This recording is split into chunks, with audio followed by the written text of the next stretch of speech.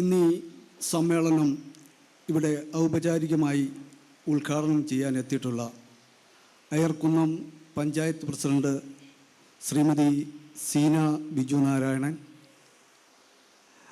ഈ സമ്മേളനത്തിന് ആശംസകൾ അർപ്പിക്കാൻ വേണ്ടി നമ്മുടെ ക്ഷണം സ്വീകരിച്ച് ഇവിടെ എത്തിയിരിക്കുന്ന ഈ വാർഡിൻ്റെ മെമ്പർ കൂടിയായ ശ്രീമതി മഞ്ജു സുരേഷ്, സിനിമ സീരിയൽ മേഖലയിലെ അനുഗ്രഹീത കലാകാരന്മാരായ കോട്ടയം രമേശ് ചേട്ടൻ, പരസ്പരം പ്രദീപ്, ജോസ് ചാക്കോ കടായിൽ, എല്ലാറ്റിലുമുപരിയായി നമ്മുടെ ഈ കുടുംബാംഗങ്ങളായ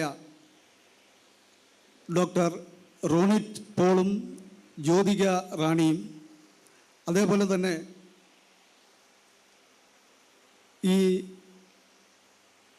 ഈ സംഘടനയുടെ എന്നോടൊപ്പം ഒരു പരിധിവരെ ഈ സംഘടനയുടെ എല്ലാ കാര്യങ്ങളും നടത്തുന്നത് ശ്രീ മനുക്കുട്ടൻ ആണ് എന്ന് വേണമെങ്കിൽ പറയാം.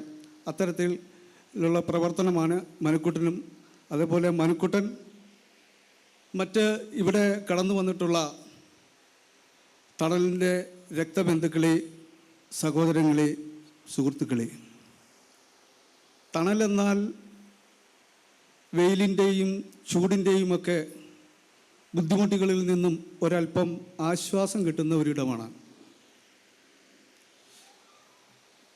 അത് വൃക്ഷത്തണലാകാം, മറ്റെന്തിൻ്റെയെങ്കിലുമൊക്കെയാകാം.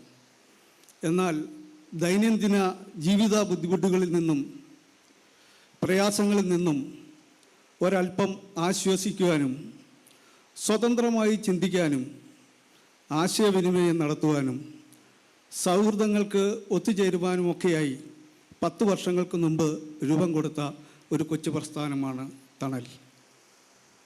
പരസ്പര സഹകരണത്തിൻ്റെയും വിശ്വാസത്തിൻ്റെയും സ്നേഹത്തണലിൽ സേവന മനോഭാവവും സമ്പാദ്യശീലവും അംഗങ്ങൾക്കിടയിൽ വളർത്തിയെടുക്കുന്നതിന് മുൻഗണന നൽകി തകരാതെയും തളരാതെയും ഈ കൊച്ചു പ്രസ്ഥാനത്തെ നിലനിർത്തുവാൻ കഴിച്ചതിൽ അങ്ങേയറ്റം സന്തോഷവും അഭിമാനവുമുണ്ട്.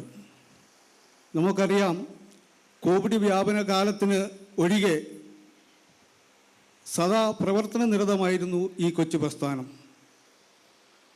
പരിമിതിക്കുള്ളിൽ നിന്നുകൊണ്ട് പരമാവധി ജീവകാരുണ്യ പ്രവർത്തനങ്ങൾ നടത്തുവാൻ ഈ കൊച്ചു പ്രസ്ഥാനത്തിന് സാധിച്ചിട്ടുണ്ട്. ചികിത്സാ സഹായത്തോടൊപ്പം പ്രളയകാലത്ത് മുമ്പ് ഇവിടെ സ്വാഗതം ആശംസിച്ച ശ്രീ രാജേഷ് ജോൺ പറഞ്ഞതുപോലെ തിരുവല്ല പ്രദേശങ്ങളിലൊക്കെ എത്തിച്ചു നൽകിയ സഹായങ്ങൾ എടുത്തു പറയത്തക്കതാണ്. ഈ കൊച്ചു പ്രസ്ഥാനത്തെ കൂടുതൽ ജീവകാരുണ്യ പ്രവർത്തനങ്ങൾക്ക് ഉതകും വിധം ഇതിനെ ഒരു ട്രസ്റ്റായി മാറ്റണമെന്നാണ് ഞങ്ങൾ ആഗ്രഹിക്കുന്നത്. അതിന് അംഗങ്ങളുടെ ഒത്തൊരുമയോടുള്ള പ്രവർത്തനത്തോടെ അത് സാധ്യമാകും എന്ന ആത്മവിശ്വാസത്തോടു കൂടി ഞാൻ എൻ്റെ ഈ കൊച്ചു വാക്കുകൾക്ക് വിരാമമിടുന്നു. നന്ദി, നമസ്കാരം.